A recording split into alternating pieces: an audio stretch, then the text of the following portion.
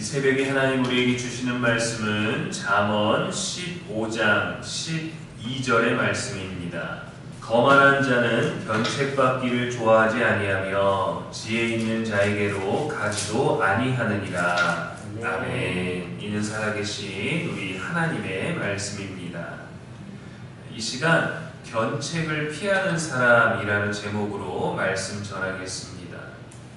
조언을 피하는 사람이 있습니다. 조언을 하면 불편해하고 충고를 주면 오히려 마음이 더 다치고 훈계를 두면 거리를 두는 사람이 있습니다. 그것이 때로는 우리의 모습일지도 모르겠습니다. 그래서 사람들은 이렇게 말합니다. 그러한 태도에 대해서 말이죠. 저 사람은 말해도 듣지 않는다. 자기 말만 한다. 들을 말만 듣고 듣기 싫은 말은 대꾸도 안 한다고 말이죠. 때로는 성을 내기도 합니다. 성경은 그런 사람을 거만한 자라고 부릅니다. 거만한 자는 견책을 어떻게 대할까요? 본문은 이렇게 말합니다. 거만한 자는 견책받기를 좋아하지 않는다고 말이죠. 견책은 잘못을 지적하고 바른 길을 보여주는 교정의 말입니다. 교정의 말, 바른 길을 보여준다라는 것은 좋은 것이지만 잘못을 지적한다라는 이 첫 번째에서 받아들이기 어렵기 때문에 그 후에 오게 되는 좋은 말들까지도 바로잡아주는 말까지도 받아들이기가 어려워지는 것이죠. 바로잡기 위해서는 무엇이 잘못되었고 무엇을 고쳐야 되는지, 무엇을 더 보강해야 되는지를 들어야겠죠. 그러나 거만한 사람은 이러한 것들을 듣기 싫어하고 피하려 하고 인정하지 않으려고 하고 때로는 격하게 화를 내기도 합니다. 견책은 자기의 틀린 부분을 드러내기 때문이죠. 그러니 듣기 어려운 것입니다. 반응하기 불편한 것이죠. 때론 우리도 그렇지 않습니까? 그래서 교만한 사람에게 견책은 유익이 아니라 자존심의 공격처럼 느껴집니다. 내용에 말하는 것의 옳고 그름보다 나에 대한 옳고 그름을 지적했기 때문이죠. 특히 사회나 관계 속에서 동일한 위치가 아니면 이것은 주고받는 것이 사실은 더 어렵기도 합니다. 윗사람이 아랫사람에게 하는 것은 아랫사람이 윗사람에 대한 예의 아니면 어떤 계급사회적인 그런 것 때문에 받아들이는 태도가 되지만 아랫사람이 조언해주고 아랫사람이 지적을 해준다 라는 것 자체는 우리는 상하관계에서 쉽지 않은 것이죠. 계급사회인 군대나 회사나 또 자녀와 부모 사이 또 어른과 또 젊은 자 사이 또 형제 사이에도 높고 낮음이 있지 않습니까? 그렇게 될 때 윗사람이 아랫사람에게는 똑같은 말이든 납대의 말이든 뭐 다양한 잔소리든 하는 것을 마땅하다 여기지만 반대로 아래로부터 위로 오게 되는 조언들, 충고들, 또 제안들에 대해서는 우리는 그렇게 쉽게 받아들일 수 없는 것 같습니다. 그렇다면 거만한 사람은 무엇을 좋아할까요? 거만한 사람은 칭찬을 좋아합니다. 동의를 좋아합니다. 자기 생각을 지지해주는 말을 좋아합니다. 그러나 이것은 누구나 좋아하는 것입니다. 자기를 수정하는 말보다 자기를 인정해주는 말을 당연히 더 좋아하죠. 그래서 결국 진리를 찾기보다 자기 기분을 지켜주는 말을 찾게 됩니다. 나에 대해서 좋은 말을 해주는 것에 대해서 더 끌리게 됩니다. 안타깝게도 이것이 숨겨져 있는 교만의 특징인 거예요. 거만한 자는 왜 지혜 있는 자에게 가지 않을까요? 지혜로운 사람에게 가면 반드시 진실한 말을 듣기 때문입니다. 나도 옳아야 되는데 지혜로운 자의 말은 더 옳기 때문이죠.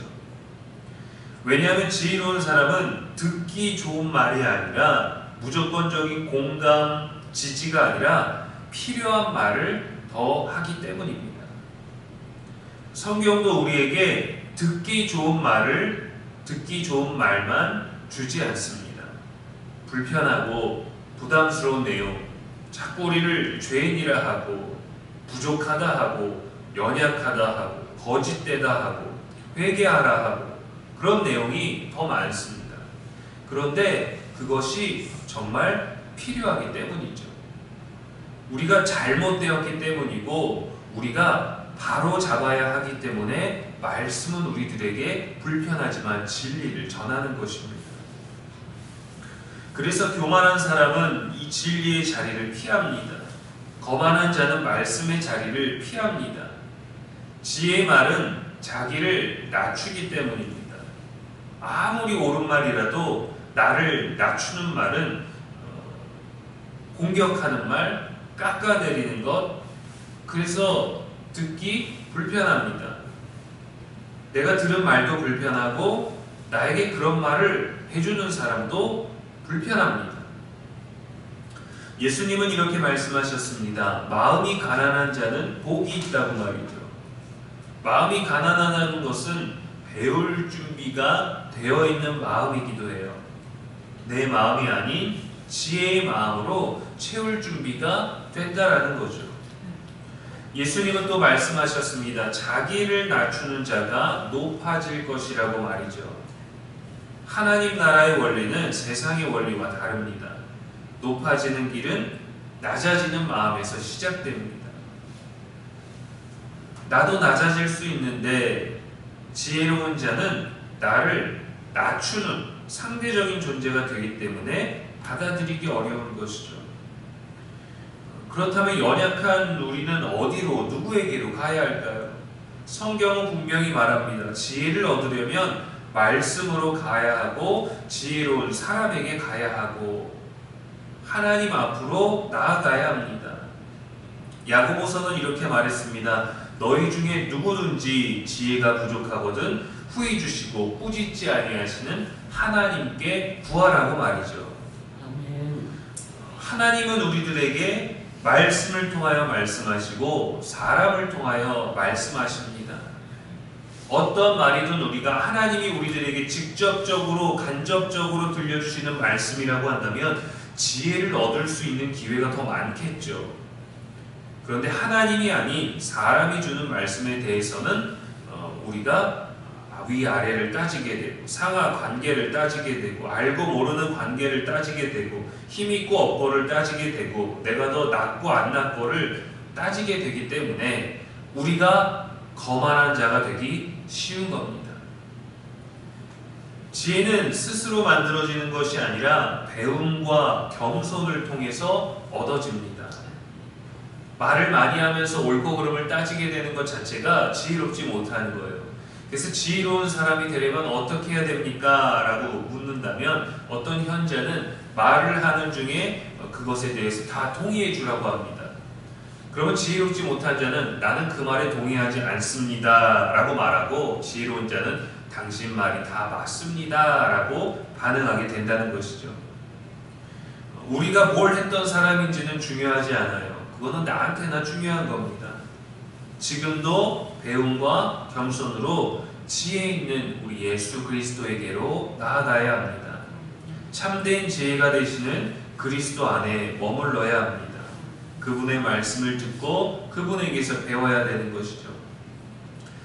하나님의 사람은 변책을 두려워하지 않고 지혜로운 사람을 찾으며 자신의 길을 계속 점검합니다. 반대로 교만한 사람은 견책을 피합니다.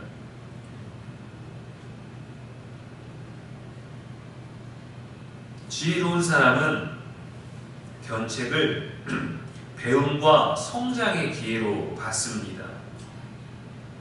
그래서 내 자존심이 내가 긁힌 것들 때문에 반응하는 게 아니라 더 좋은 얘기들을 찾으려고 하죠. 불편한 것에 대해 반응하기보다 그 사람이 용기 내어서 내게 해준 말을 받아들이는 태도를 먼저 가지려고 하죠. 그래서 지혜의 시작은 겸손입니다. 그래서 예수님 말씀하셨죠. 나는 온유하고 겸손하니 내게 배우라고 말이죠. 예수님께 배우는 것도 자존심 상한다면 굳이 할 길이 없지 않겠습니까? 오늘도 하나님 앞에서 겸손한 마음으로 지혜를 배우는 저와 여러분의 복된 하루 되시기를 주님의 이름으로 축복합니다. 기도하겠습니다. 하나님 아버지, 우리의 교만한 마음을 내려놓게 하옵소서.